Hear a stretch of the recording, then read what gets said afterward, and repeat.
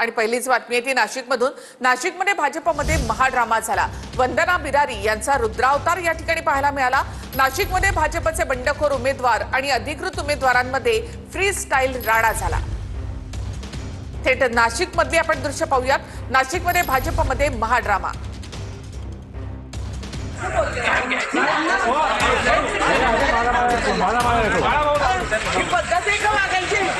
पैसे देऊन तुम्ही तिकीट आणता आणि दुसऱ्यांना माल दाखवता।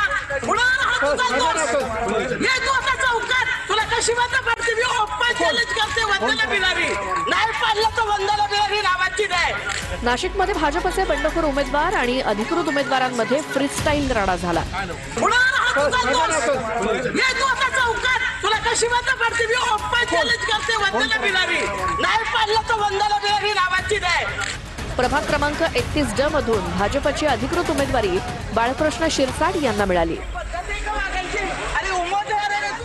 याच प्रभागातनं भाजपच्या देवानंद बिरारी यांनी बंडखोरी करत अर्ज भरला होता। अर्ज माघारी घेण्यासाठी देवानंद बिरारी आणि त्यांच्या पत्नी वंदना बिरारी जात असताना उमेदवार शिरसाट अंगावर धावून आल्याचा आरोप बिरारी कुटुंबानं केला। या राड्यानंतर वंदना बिरारी यांचा रुद्रावतार बघायला मिळाला। ही पद्धत आहे का वागायची? अरे उमेदवार आहे तू, लाज वाटायला पाहिजे। कसं निवडून येतं बघते मी।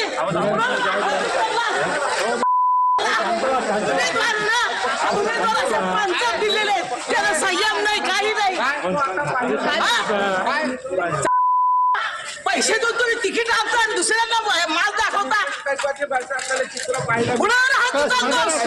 ये तू आता चौकात तुला कशी वाटत पडते? मी ओपन चॅलेंज करते वंदना बिरारी। नाही पाडलं तर वंदना बिरारी नावाची नाही। समजलं तुला? अरे उमेदवार असे असतात। एक मिनिट थांबा।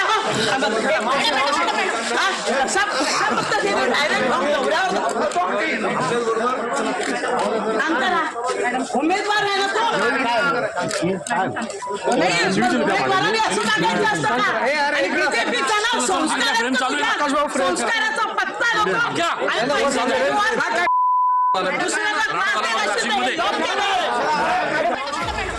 वंदना बिरारी यांच्या रुद्रावतारानंतर पोलिसांनी त्यांना शांत केलं, पण बिरारींनी शिरसाटांचे संस्कार काढले। संस्काराचा पत्ता उमेदवाराने असं टाकायचं असतं का? आणि बीजेपीचा ना संस्काराचा पत्ता दुसरीकडे बाळकृष्ण शिरसाट यांनी मात्र या आरोपांवरून हात झटकले।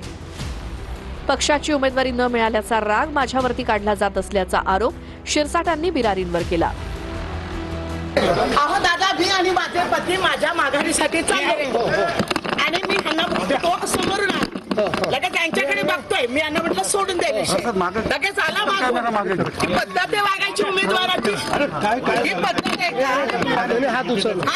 लगेच मागून आला आणि यांना धरायला लागल्यावर ते कार्यकर्ते झाले। मी मागून पळाले। ते कोण आहेत? मालम शिरसाट बद्दाम माणूस आहे, बद्दाम। त्याला कोणी मतदान करू नका। त्यांना उमेदवारी मिळाली नाही, राग येणं हे साहजिक आहे, ही गोष्ट मी पण मान्य करतो। आणि ते एक ज्येष्ठ नेते आहे, ते हक्काने माझ्याशी बोलले। आपण हल्ला केला असं त्यांचा हल्ला वगैरे कुणी काहीच, कुठलाही शिवीगाळ वगैरे काहीच झालेली नाहीये, कुठल्या प्रकारचा हल्ला झालेला नाहीये। उमेदवारी अर्ज मागे घेण्याच्या शेवटच्या वेळी भाजपमध्ये नाट्यमय घडामोडी घडलेल्या आहेत। नाशिकमध्ये महाजनांच्या भेटीनंतर सुद्धा मुकेश शहाणे बंडखोरीवर ठाम राहिले, तर तिकडे नागपुरात कार्यकर्त्यांनी भाजपच्या बंडखोर उमेदवाराला कार्यकर्त्यांनीच घरामध्ये कोंडून ठेवलं। बंडखोरी शमवण्यासाठी फडणवीसांकडनं फोनाफोनी सुरूच होती। मंत्री गिरीश महाजनांच्या भेटीनंतरही मुकेश शहाणे बंडखोरीवर ठाम आहेत। काल त्यांनी नाशिकमध्ये मोठं शक्ती प्रदर्शन केलं। सुधाकर बडगुजर यांच्या घरात 3 जणांना उमेदवारी मिळाल्यामुळे मुकेश शहाणे नाराज झाले होते। त्यांनी अपक्ष उमेदवारी अर्ज दाखल केला। सुधाकर बडगुजर यांच्या पत्नी हर्षा बडगुजर यांनी उमेदवारी अर्ज मागे घेतला, मात्र सुधाकर बडगुजर आणि मुलगा दीपक बडगुजर हे रिंगणात आहेत।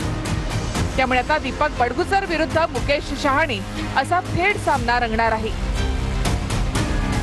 मुकेश साने सुद्धा आमच्या कुटुंबातलाच आहे, तो काही प्रकार व्यक्ती नाही आहे, तो भाजपाचाच व्यक्ती आहे।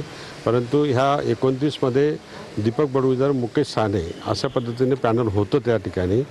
पण त्या ठिकाणी ज्या पद्धतीने EB फॉर्ममुळे ज्या गोंधळ झाला आहे, निश्चितपणाने त्याच्यावरती अन्याय झाले आहे, त्याच्यावरचा अन्याय दूर करण्यासाठी मी स्वतः प्रयत्न करेन. नागपुरात उमेदवारी अर्ज मागे घेण्याच्या शेवटच्या दिवशी प्रभाग क्रमांक 13D मध्ये भाजपमध्ये नाट्य पाहायला मिळालं.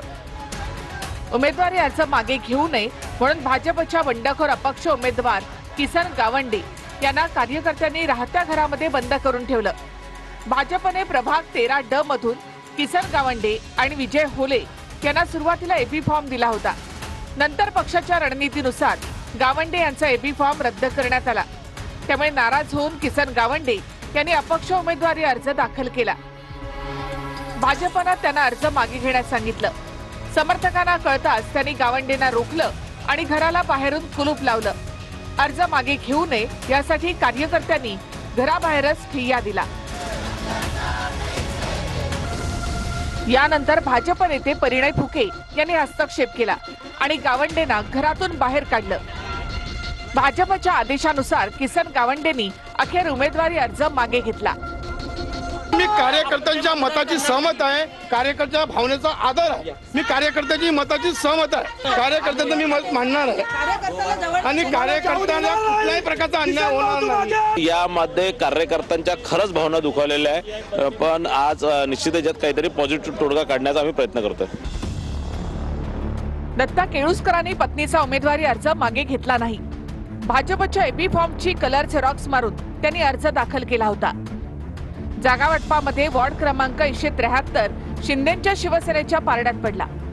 त्यामुळे केळुसकरांना उमेदवारी मागे घेण्यास सांगितली, पण दोन्ही दाम्पत्य नॉट रिचेबल आहेत. यामध्ये निवडणूक आयोगाने EB फॉर्मची कलर झेरॉक्सही ग्राह्य धरल्यामुळे भाजपची डोकेदुखी वाढली.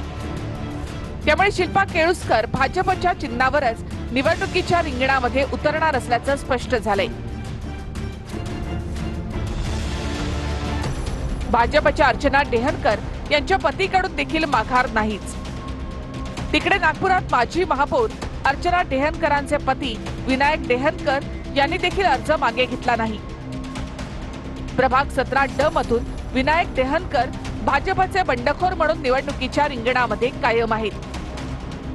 उमेदवारी नाकारल्यामुळे नाराज झालेल्या विनायक डेहनकर यांनी पक्षविरोधात बंडखोरी केली. मात्र पक्षनिष्ठा म्हणून त्यांच्या पत्नी अर्चना डेहनकर यांनी घर सोडत माहेर गाठलं. 15 तारखेपर्यंत ते आपल्या घरी जाणार नाहीत. मी उमेदवारी अर्ज मागे घेणार नाही, कारण की ही लढाई माझी नाही आहे. ही लढाई जे भाजपाचे जे आताचे धोरण आहे, आम्ही जे कार्यकर्ते जे त्यांना म्हणजे आज तयार केलेलं आहे त्यांच्या भविष्यासाठी आहे. खरं म्हणजे आपल्या सर्वांना माहिती आहे की मी मंचावर बसून कधी मोबाईलवर बोलत नाही, पण आज आपण पाहिलं असेल मी सारखा मोबाईलवर बोलत होतो. त्याबद्दल आपली माफी याकरता मागतो की आज महानगरपालिकेच्या निवडणुकीचा फॉर्म परत घेण्याचा शेवटचा दिवस आहे आणि सगळीकडे सगळ्या पक्षांमध्ये इतकी बंडखोरी आहे की त्या सगळ्यांची मनधरणी केल्याशिवाय ते फॉर्म परत घेत नाहीत. त्यामुळे तुम्ही या ठिकाणी सगळे लोक भाषण करत असताना मधून जे मी बोलत होतो त्या कार्यकर्त्यांना विनंती करत होतो, अरे बाबा फॉर्म परत घे. त्यामुळे मी थोडी ही दृष्टता केली आणि या ठिकाणी फोनवर बोललो. त्याबद्दल आपल्या सर्वांची मी क्षमा मागतो. आणि मात्र मी तसा बहुश्रुत आहे, त्याच्यामुळे फोनवर बोलतानाही इथे काय बोलणं चाललं होतं याच्याकडे माझं पूर्ण लक्ष होतं, हे देखील या निमित्ताने सांगतो. पक्षाचा EB फॉर्म गिळणाऱ्या उद्धव कांबळेंची निवडणुकीमधून अखेर माघार. अन्याय होऊ देणार नाही शिंदेंचं आश्वासन उद्धव कांबळे यांनी असं म्हटलंय. अर्ज माघारीनंतर उद्धव कांबळे यांनी ही प्रतिक्रिया दिली आणि त्यावेळेला त्यांना अश्रूही अनावर झाली. पुण्यातील शिंदेंच्या शिवसेनेचे अर्ज गिळणारे उमेदवार उद्धव कांबळेंनी अखेर माघार घेतली. प्रभाग क्रमांक 36 मधून उमेदवारी अर्ज मागे घेतला असून त्यांच्याच पक्षातल्या मच्छिंद्र ढवळेंचा EB फॉर्म उद्धव कांबळेंनी गिळला होता. पुण्यात गुरुवारी झालेल्या नाराजी नाट्यानंतर उपमुख्यमंत्री शिंदेंनी थेट कांबळेंची दखल घेतली. यावेळी अन्याय होऊ देणार नसल्याचं शिंदेंनी कांबळेंना आश्वासन दिलंय. यावेळी उद्धव कांबळेंना माध्यमांशी बोलताना अश्रू अनावर झाले होते. तू घाबरू नकोस, मी तुझ्या पाठीशी आहे. तू एकनिष्ठ कार्यकर्ता आहे शिवसेनेचा, अनेक वर्षापासून तू तिथे काम करतोस. शिंदे साहेब हे अनाथांचे नाथ एकनाथ आहेत. माझ्यासारख्या गोरगरीब कष्टकऱ्यावरती कधीच अन्याय होऊन देणार नाहीत याची मला शाश्वती आहे 100%. तर पुणे आणि पिंपरीमध्ये थेट लढाई ही भाजपच्या विरोधामध्ये असल्याचं अनौपचारिक गप्पांमध्ये अजित पवारांनी म्हटलेलं आहे. दोन्ही राष्ट्रवादींची लढाई थेट भाजपच्या विरोधामध्ये असेल असं अजित पवार म्हणाले. अनौपचारिक गप्पांमध्ये अजित पवारांनी हे स्पष्ट केलं. पालिका निवडणुकांसाठी अजित पवारांकडून जोरदार नियोजन करण्यात आले. भाजपच्या कारभारावर अजित पवार पत्रकार परिषद घेणार आहेत.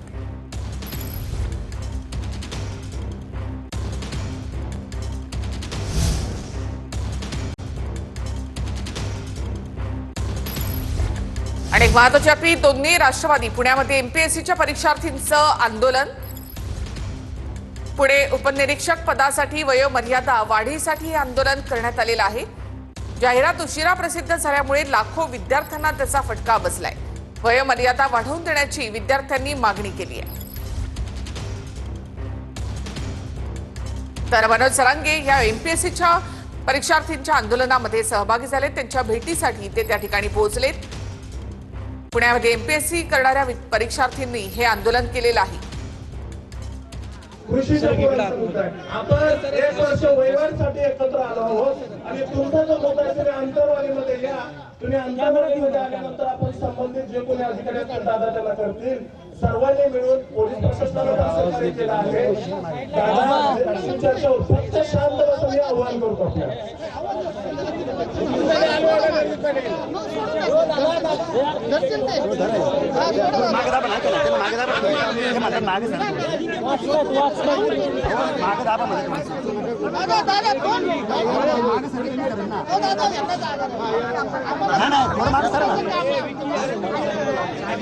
थोडस मागे दाबा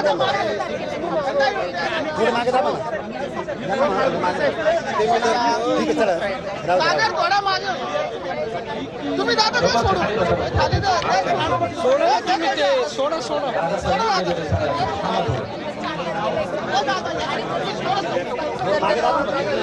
परीक्षेला तर काहीच नाही होऊ शकत. काही अवस्थेमध्ये मुलांना समजून सांगितलंय की म्हणजे आम्हाला तसे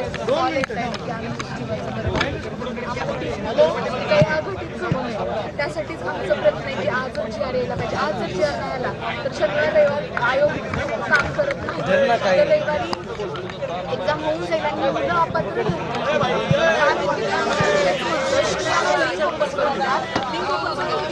विद्यार्थ्यांना फॉर्म भरायची संधी द्या आणि होतील त्यानुसार तुम्ही सांगा आणि म्हणजे ती मुलं बसतील परीक्षेला. पण लिंक ओपन करायची कोणाच्या हातात आहे? ते शासनाने GR काढणं गरजेचं आहे. असेल तर त्यावेळेस ते GR काढतील की बाबा असं आम्ही सवलत देतोय तर तेव्हा ते होऊ शकतं. हे सगळं शासनाचं आंदोलन चाललंय. हॅलो कोण म्हणलं? मुख्यमंत्री साहेब. बरं तर ते एका जबाबदार पदावर आहेत तर त्यांच्या शब्दाला त्यांच्या शब्दाला किंमत हॅलो त्यांनी कालच किंवा तेव्हा आम्हाला जे काही त्यांचा डिसिजन होता तो समजणं गरजेचं असते. त्यांनी आम्हाला माहिती सांगितली. परत काय पुण्यामध्ये सला होती आम्ही दुसऱ्या आमची राजकीय पक्षाचे किंवा पेड आंदोलन मला स्वतःला आज 2 सलाईन लावण्याला म्हणजे माझी कंडिशन क्रिटिकल झाली आहे. 3-4 दिवस जेवण वगैरे नाही केलं कारण मुलांच्या जन्ममरणाचा प्रश्न बनला सध्या. तर आजच GR येणं काही आजच GR येणं खूप गरजेचं आहे. सप्टेंबर महिन्यापासून पाठपुरावा चालू आणि असं काही नाही. कुठल्याही विद्यार्थी एक्झाम फक्त PSI साठी 1 वर्ष वयोमर्यादा वाढवून द्यावी आणि त्यांना वयोमर्यादा जे 40,000 मुलं आहेत या परीक्षेपासून वंचित राहतात. का तर फक्त जाहिरात 7 महिने उशीर आल्यामुळे जाहिरात त्यांचा उशिरा त्यांचा अंदाजित नियोजित वेळापत्रक असतं ज्यानुसार नोव्हेंबरमध्ये ॲड येते आणि ती परीक्षा एप्रिल-मार्चमध्ये होते.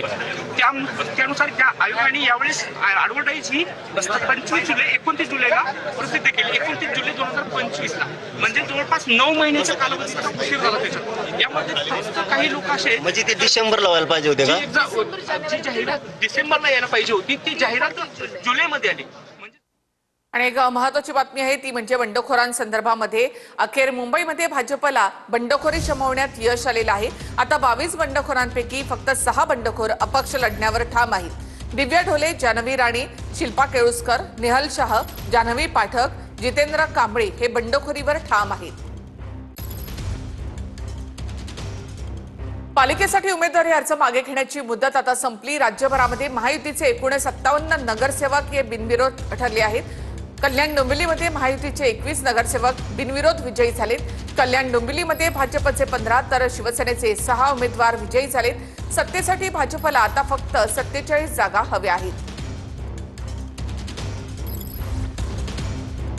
तर निवडणुकीमध्ये सत्ताधाऱ्यांकडनं